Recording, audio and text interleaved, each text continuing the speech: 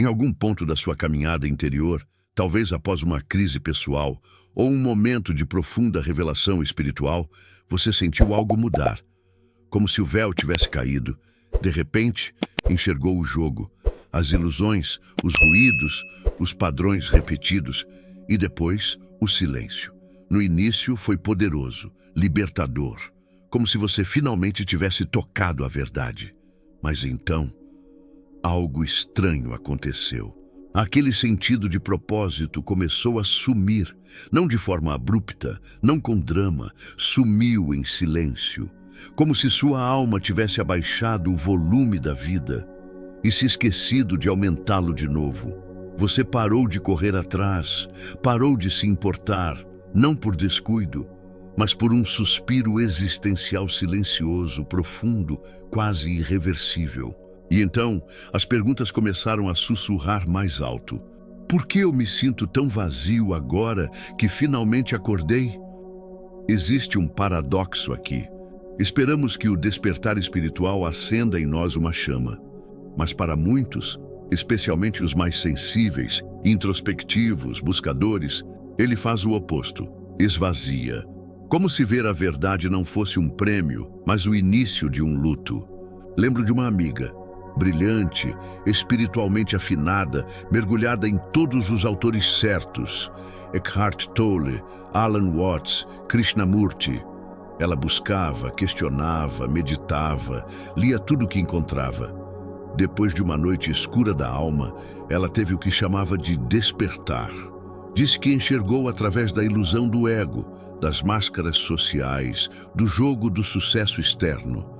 Parecia ter compreendido algo imenso, mas 2 meses depois me mandou uma mensagem. Antes eu chorava por não conquistar o suficiente. Agora não ligo se conquisto alguma coisa. Achei que o despertar fosse me acender, mas me sinto apagada. Ela não estava deprimida, estava em transição. Não estava quebrada, estava entre mundos. Carl Jung, o pai da psicologia analítica, falou sobre esse vazio pós-despertar. Ele não usava palavras da moda, como despertar ou ego espiritual, mas compreendia o que acontece quando o inconsciente emerge à superfície.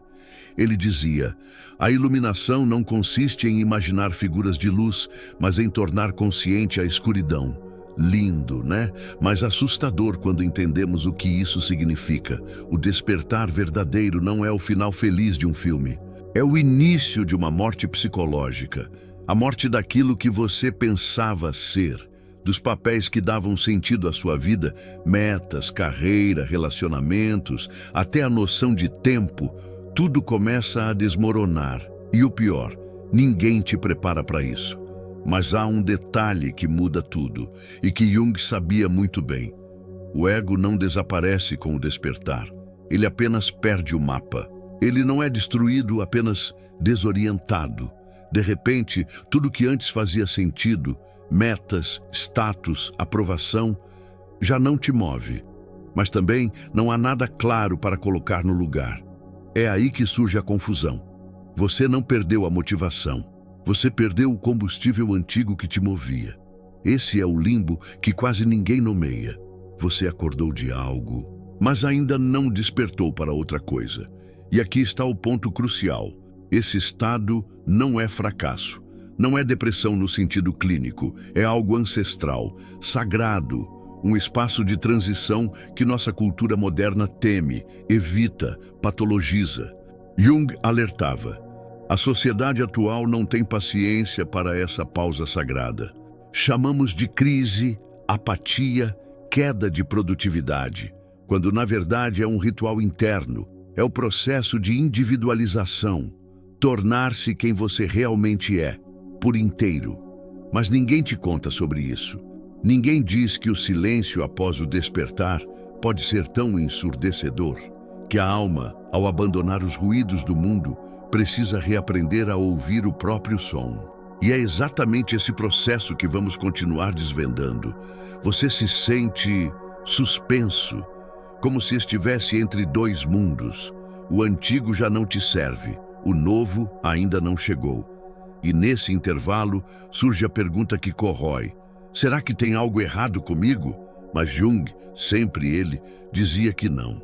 Ele chamava essa fase de enantiodromia, quando tudo se transforma no seu oposto. É a oscilação natural da alma entre extremos.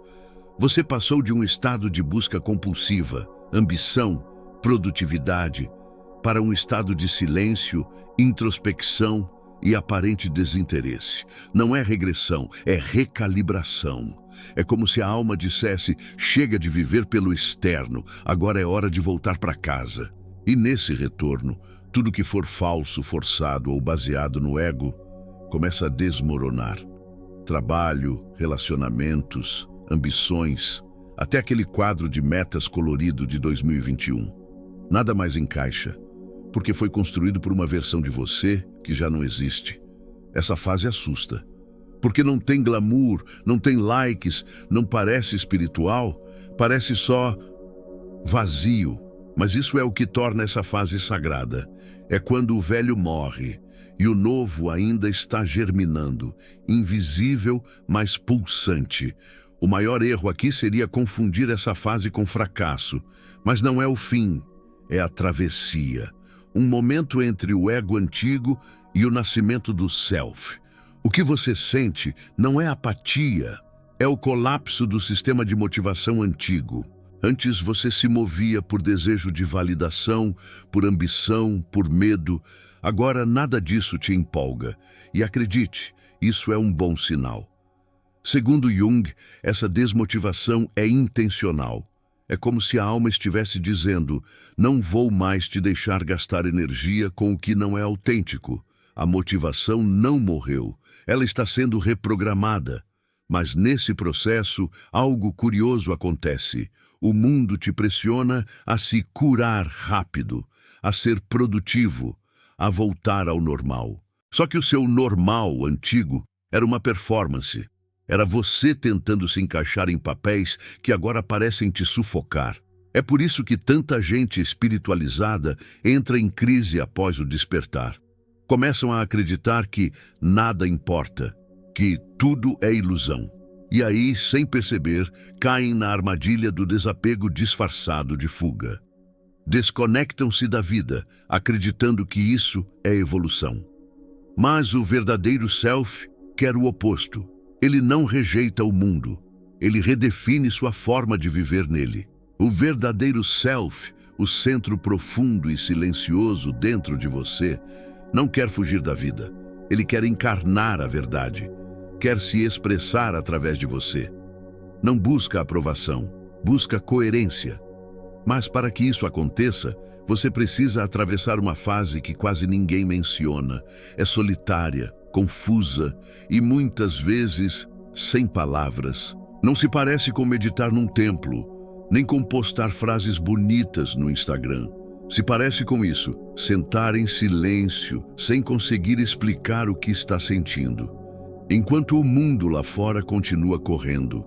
É como ser um personagem que saiu do palco, mas ainda não encontrou o próximo roteiro. Jung dizia: você não está perdido, está entre identidades. Você já não se identifica mais com o ego antigo, mas ainda não sabe como viver a partir do self. Esse intervalo é frequentemente diagnosticado, erradamente, como preguiça, falta de ambição ou crise. Mas, na verdade, é um ritual de passagem.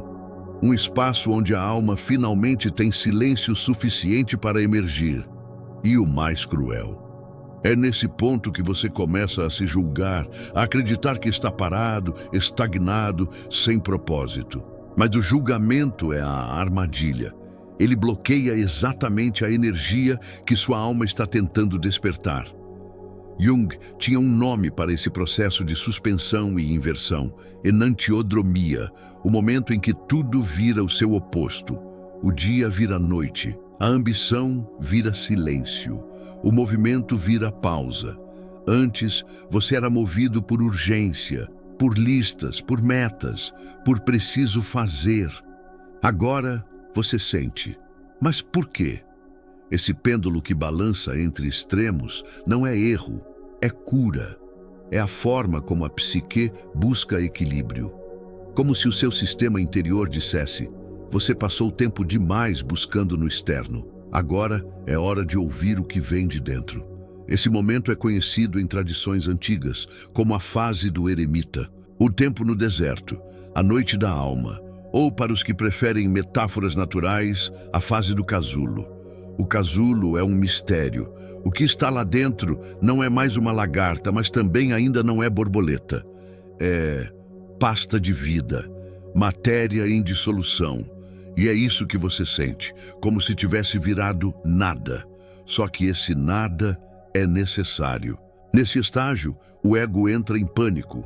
Ele quer movimento, quer um plano, quer respostas, mas o self sussurra: solte, eu estou construindo algo mais profundo. E é justamente aqui que muitas abordagens modernas de espiritualidade falham.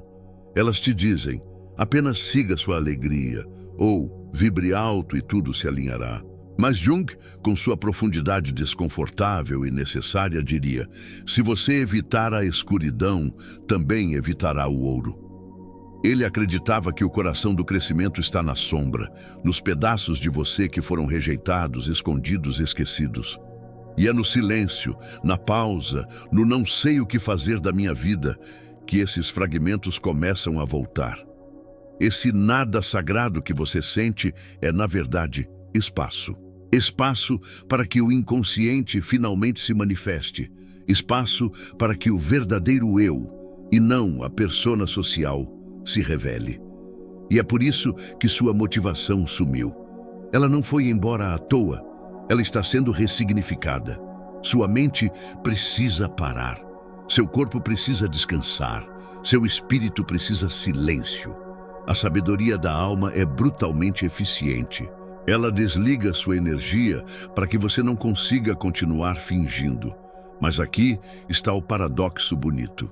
Quando você para de resistir ao vazio, algo começa a se mover, de forma quase imperceptível, não como um trovão, mas como um sopro. Você começa a sentir algo diferente. Não é entusiasmo, não é uma grande epifania. É uma vibração sutil, um chamado discreto que não grita, apenas sussurra. Não te empurra como antes, te atrai. Essa é a nova motivação. Não é movida por medo, por urgência, nem por necessidade de provar algo.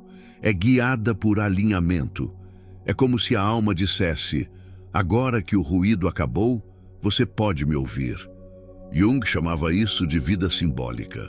Viver não mais como um personagem em busca de palco, mas como um ser em harmonia com o invisível. Você passa a reconhecer os sinais sutis da existência, um sonho que retorna, uma sincronicidade, um sentimento no estômago que diz sim, mesmo quando a mente diz não, e algo muda.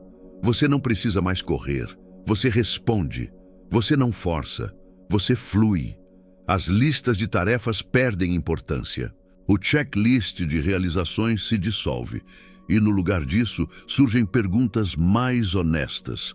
O que está me chamando de verdade? O que me move quando ninguém está olhando? Qual ação me faz sentir inteiro, mesmo que pareça simples? É o self conduzindo. Sem pressa, sem máscara, sem performance. Viver a partir do self não significa que você sempre estará cheio de energia ou clareza. Ainda haverá momentos de cansaço, confusão e até dor.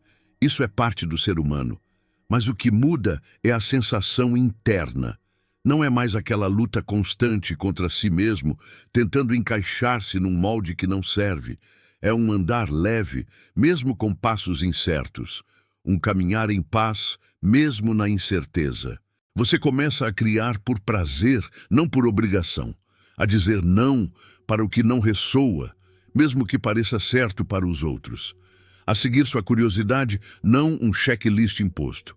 A escolher a paz em vez da performance. Essa é a nova motivação. Não adrenalina, mas alinhamento. Não pressa, mas presença. Carl Jung chamou isso de viver simbolicamente. Não em fantasia, mas com alma. É confiar nas imagens internas, nos sonhos, nas sincronicidades, no sentimento profundo de sim. Se você sentiu esse chamado, essa inquietação silenciosa, saiba que não está sozinho. Esse vazio é o berço de um novo começo. E agora quero saber de você. Como tem sido essa jornada pós-despertar?